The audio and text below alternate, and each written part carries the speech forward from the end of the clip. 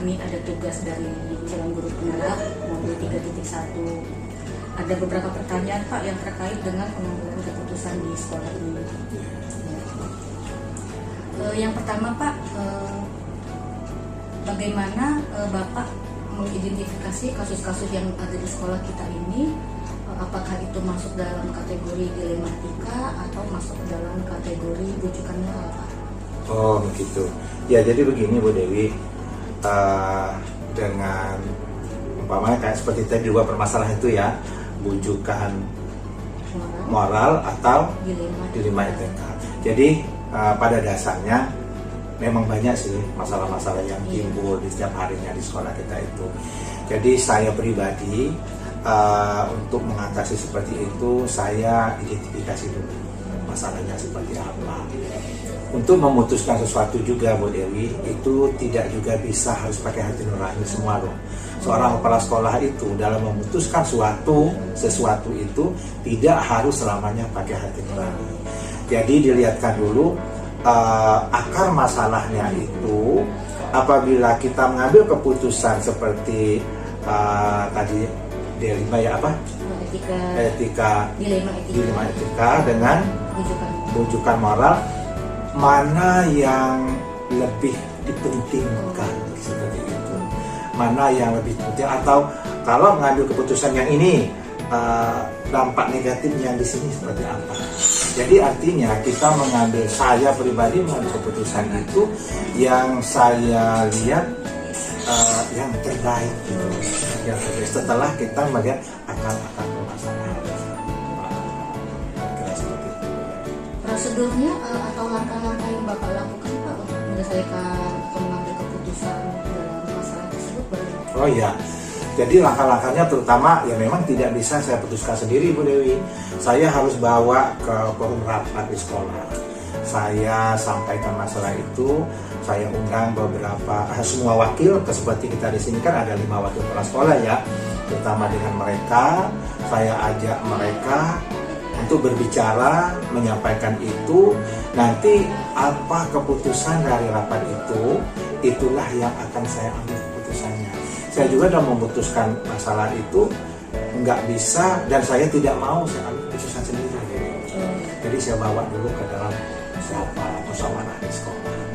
Dari langkah-langkah tersebut, yang Bapak anggap paling efektif untuk sampai ke tujuan, sampai ke memutuskan masalah itu apa Pak? Yang Bapak anggap paling efektif langkah-langkah tersebut?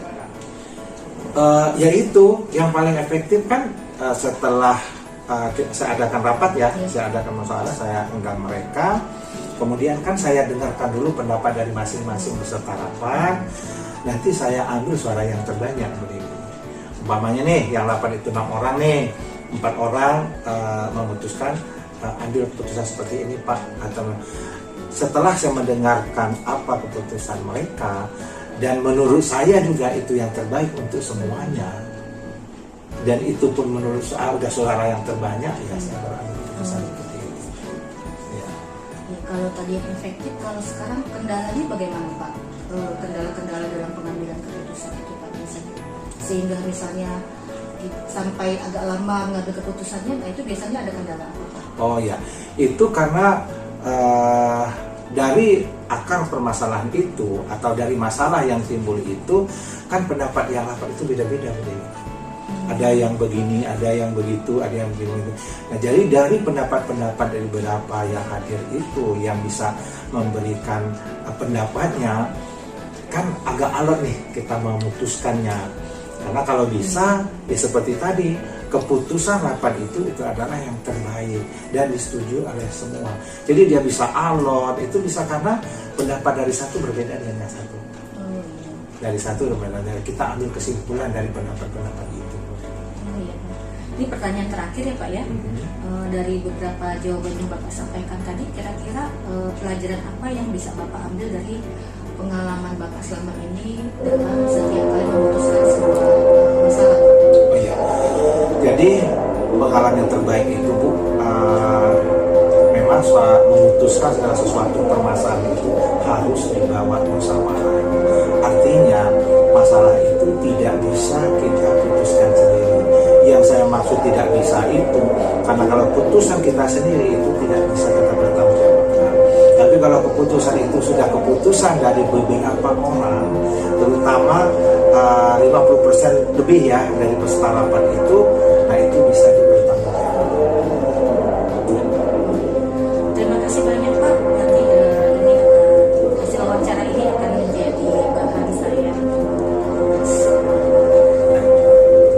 Terima kasih banyak Pak. Ya, sama. Selamat pagi Bu Saiti. Pagi juga. Iya Bu, saya ucapkan terima kasih sudah bersedia menerima saya di sini untuk melakukan wawancara.